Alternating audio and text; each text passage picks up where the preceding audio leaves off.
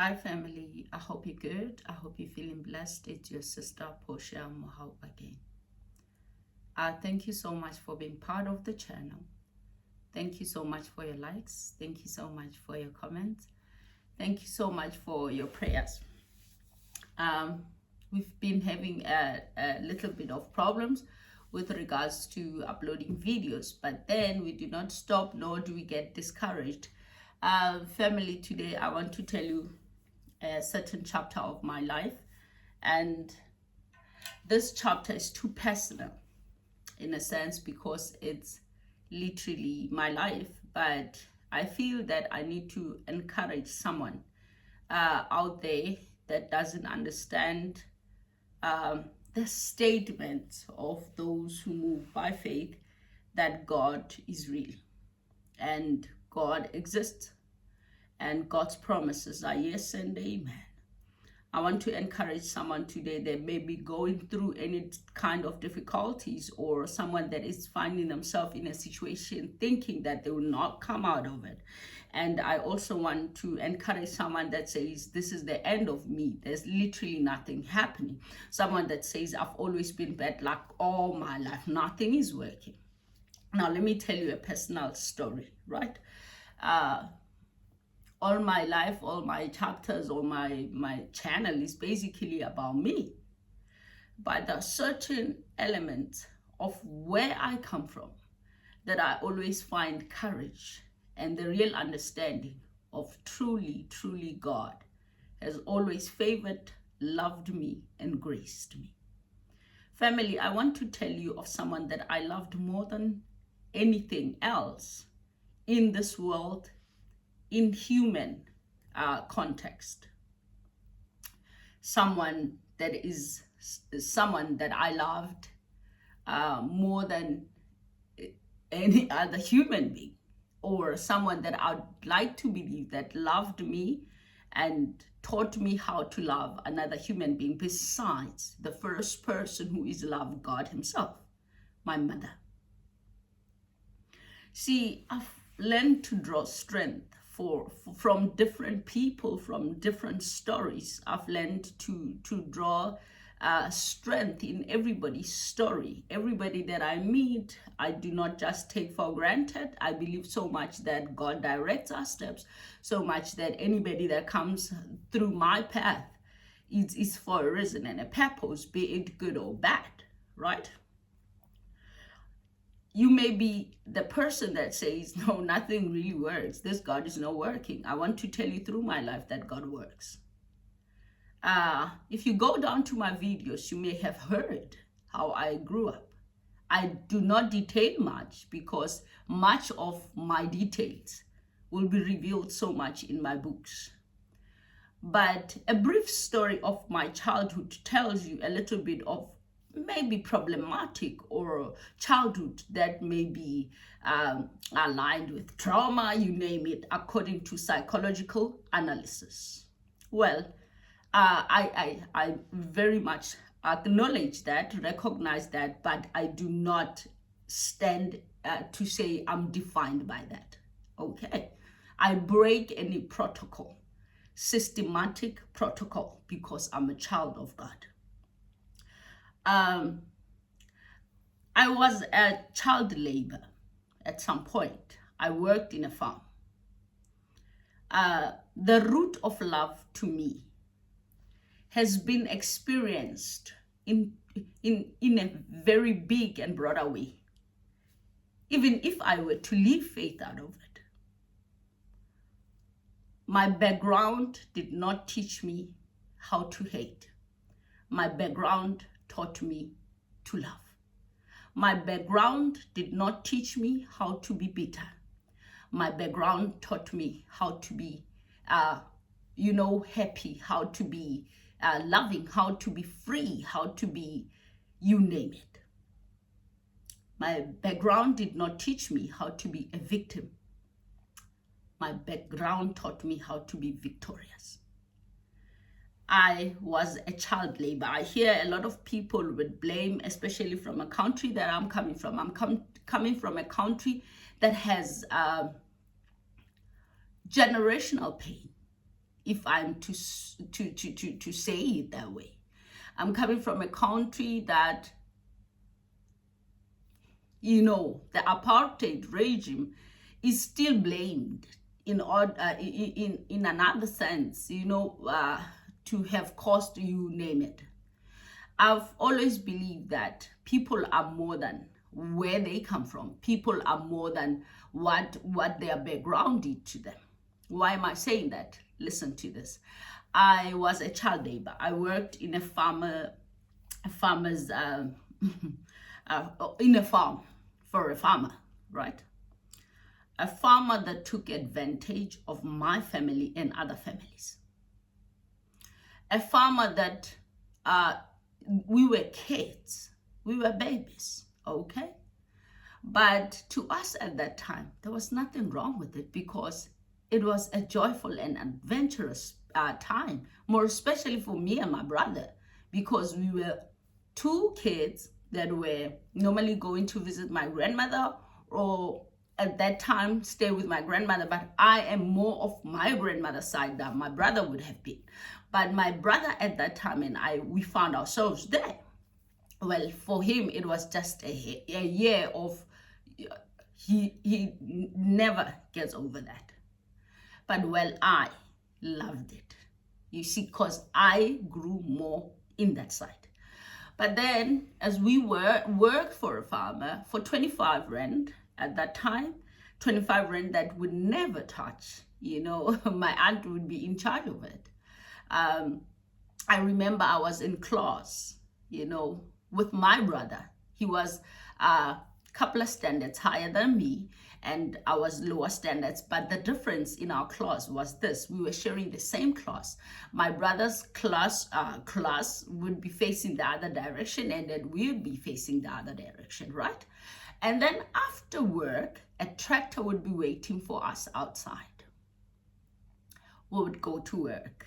Family, a big tractor, like you have to climb up there. So the old people are already in there, they have to carry you up and all that, and then you get inside, you go. Family, I remember there was like incidents where it was not, there was a snake in the farm, I don't know anything. That is one of the greatest moments I'd ever have with my brother, and that I cherish, because I remember they used to say, because these ones are from Joburg, make them share one row. Né? Like there's a row for maize meal, or maize. Maize, né? Not maize meal, but maize, the crop itself, so it would be in a row, and you have to work from one end to another. We are not talking about just a small hectare of farm. So my brother would say, you know what, you pick and I would carry. That is one memory that strengthens me, and that's one memory that makes me see the brother that I have. That's who he is anyway. My brother is that kind of brother. He'd be strong for you even though he was breaking inside. Well, for me, it was like he protected me. I had this little person protecting me, and God above all, because there were snakes, and older people would catch that, kill them, and you name it. So we were never harmed. There was a time I tried to climb into a tractor. I was a little girl, a baby, and I fell. And thank God, nothing happened to me. Now, family, with all that, I watched my uncles be like literally not well treated. I cannot use the ABUSED word by farmers. I've seen the injustice they did to all my uncles. Not all, most of them, because I'm coming from a big family. But in all that, never for once did I harbor the HATE word in my heart for them. I always felt that I need to be a solution, not a problem. I learned the genuine meaning of forgiveness and love for people that are unable to love. If you love, you wouldn't do that to kids because you did not expect your kids to go through that. Well, God is God of justice. The farmer found justice. You see, the farmer, justice came for us through God. I cannot detail again how, because the same farmer used to sleep with my uncle's wife, my uncle's children, and neighbors. But as they would have it, you reap what you sow. And he got ultimately to that end. Family. My mother, my beloved queen, was a woman amongst 12 children. I said to you, I'm Xhosa, right? But see, my mother my mother's mother was married to a Xhosa man after losing her husband. 100% Tswana man, right? So my mother now is getting married to, my mother's mother getting married to another man, with my mother being the little baby with 2 brothers. So when my mother got married, my mother's mother got married with 2 sons and my mother being a baby, this woman got married to a lovely, good husband who loved her till death. My grandfather. Well, my other grandfather passed away, if you know what I mean. So this is my grandfather. My grandfather worked in the mines. My grandfather was like from Joburg, but going back, Eastern Cape, right? So my grandfather used to work in the city and go to the villages to see his wife, my grandmother. My grandmother had 12 kids. 12 kids family. This woman with 12 kids, one amongst the 12, had wisdom and God favored my mother. My mother would see her father come and go, come and go. When my father comes, everything's like this. So one day my grandfather and his cousins and friends had come. They were usually coming in a lorry, what I'll call a lorry. You know, I don't know, it's not a van, it's a lorry. So there were trunks in the back. My mother says at the age of 9, I looked at our lives and I told myself, I don't want to live like this. I don't know what is there where my father is always going and coming back, but I don't want to live like this. My mother went under one trunk. So as the men they are driving, they are chatting in front, you know, they're driving. My mother got out so that she could breathe. And then she says there was bottles of water. She took some and drank and went back. So when the lorry they were driving in stopped, I think they were filling the fuel in the lorry. My mother came out.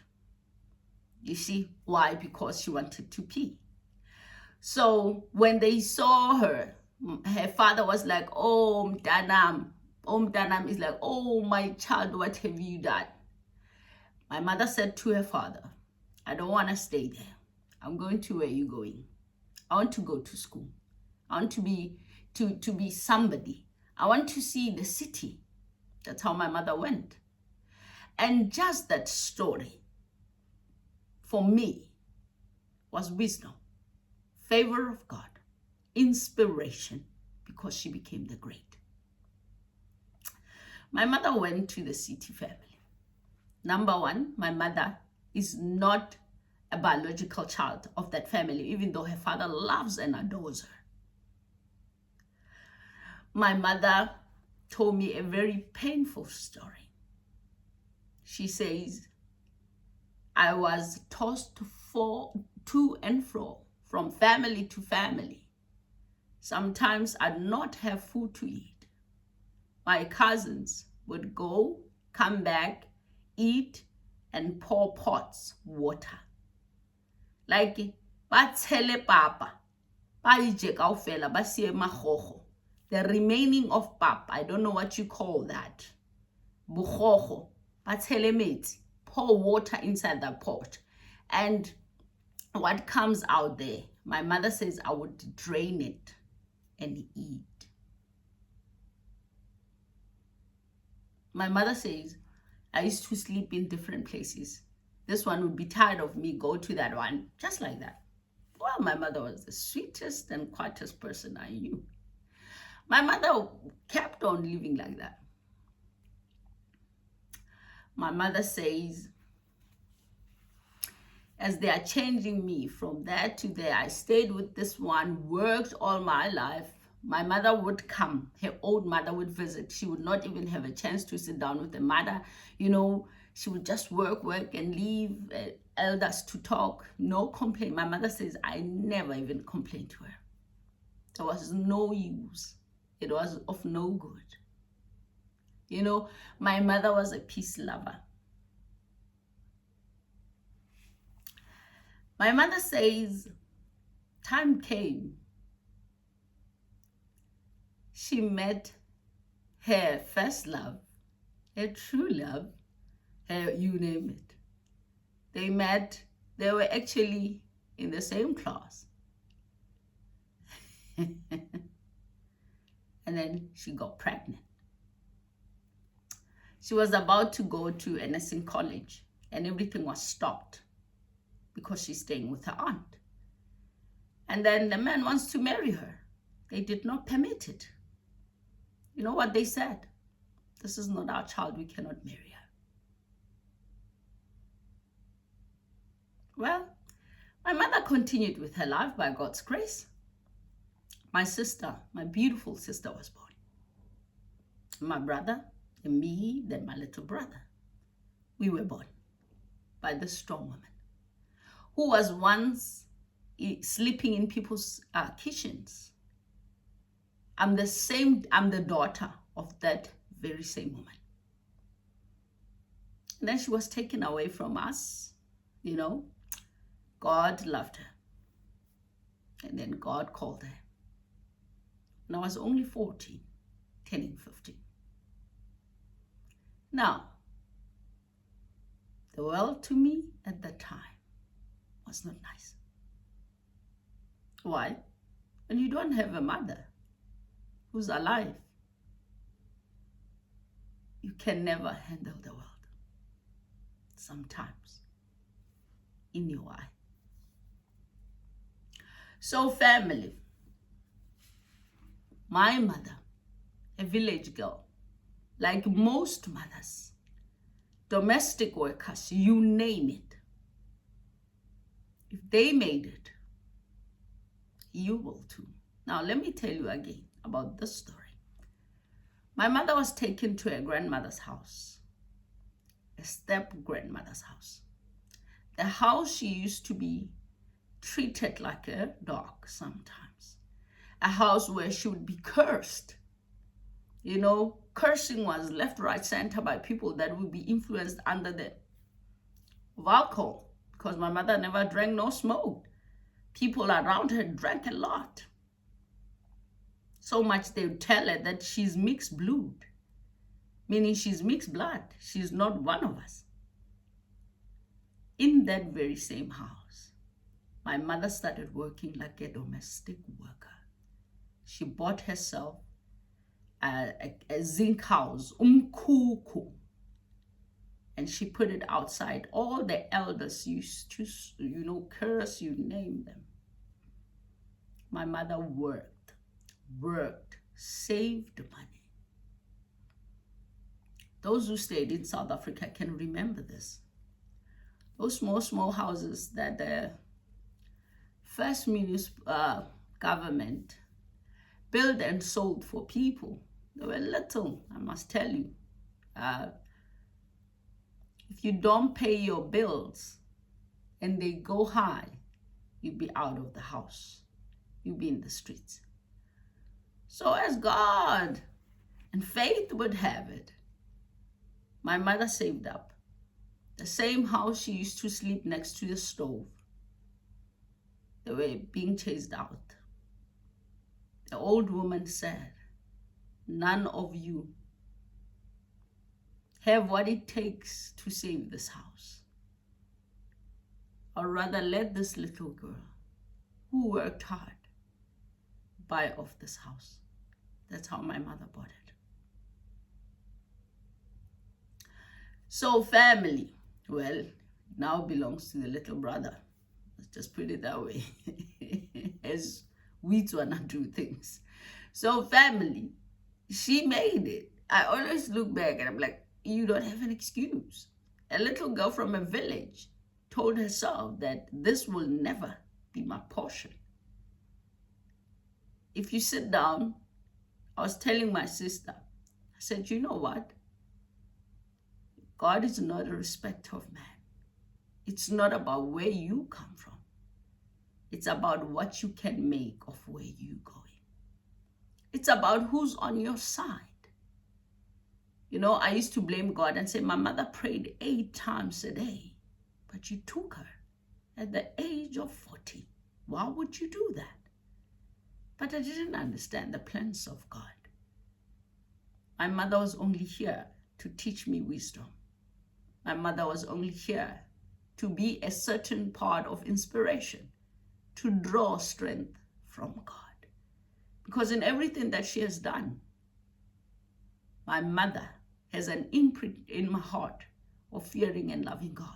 Even though for me, it was like, no, this God, no. So much that I came to a corner that says, if you had followed your ancestors and the rituals and everything that has to be done in culturally to respect our ancestors, we wouldn't have been there. But today I understand why she used to pray 8 times a day. God is faithful. She had a certain relationship with God that I only came to understand now that I'm a woman. Family, there is no situation that is bigger than God. It does not matter where you are. It does not matter who places a curse on you. If you have God on your side, everything that God destined you to have, you will. You never knew who my mother was, but her daughter is sitting here telling you and giving you courage to hold on and trust God. That's who my mother was. She died young, but her memory is big. You see? And what do I learn from all that? As long as you've got God, you have everything. Because greater is He in us than the one in the world. My mother used to love a certain song. I did not understand. I remember at some point I was like, you would call me a demonic child. I would like, stop singing in the house and just go to church. You know, like that's Tuesday. She would sing throughout the week. She would pray. I would still be so, and I'm like, stop singing. Just go to church. Ma, why don't you just go to church? She's like, it's Tuesday. Her song was, I am happy today. Yes, I'm happy today. It's Jesus Christ. He has taken all my sins away. That's why I'm happy today. I am happy today. Yes, I'm happy today. It's Jesus Christ. He is taking all my sins away. That's why I'm happy today. I remember I asked my mother something after singing this song. I'm like, Mama, what is a sin that this Jesus took away from you? You know, she tried to explain the work of Jesus, but it didn't make sense to me what she was saying, because I've always been young and kind of inquisitive, because I would ask questions that I'm not even, you know, but I just wanted to tell somebody about my mom, a woman who had nothing, but her wisdom molded me. You may be a mom, you may be a father who thinks you have nothing. You are molding somebody. You are molding a generation that will always remember you. Not slaughter goats or do anything like that for you, but your memory will live in the hearts. Your imprint, your footprint may not be forgotten. You may not be where you want to be. Don't quit on wanting to go there. Just be content at where you are. And never partake in destiny that is fate to make you believe it's yours. May God bless you. In Jesus' name I pray. I love you, family. Be encouraged. God is on your side. And God loves you more. Stay blessed. I am happy to